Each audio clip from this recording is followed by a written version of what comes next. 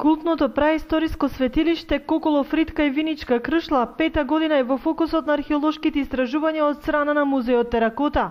Наодите кои беа откриени во изминатите 4 години се дополнителен предизвик за археолозите да продолжат со нови откритија кои даваат и нова слика за археолошката карта од истокот. Продолжуваме со истражувањата од 2014 година, кога во основата доле на Тумулот 1 откривме светилиште од бронзеното време, односно карпата изделкана во форма на круг и на периферијата од карпата имаше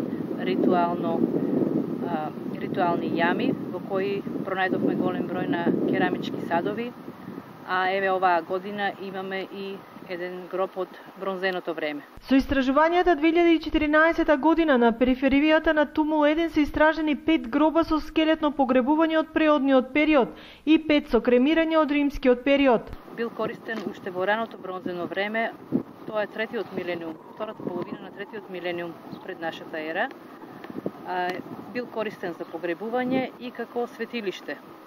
Во континуитет имаме и од бронзеното време, раното бронзено време, наоди и светилиштето и погребување од 8 век пред нашата ера врз основата на првиот Тумул, погребување кои што беа откриени уште првата година на истражувањето.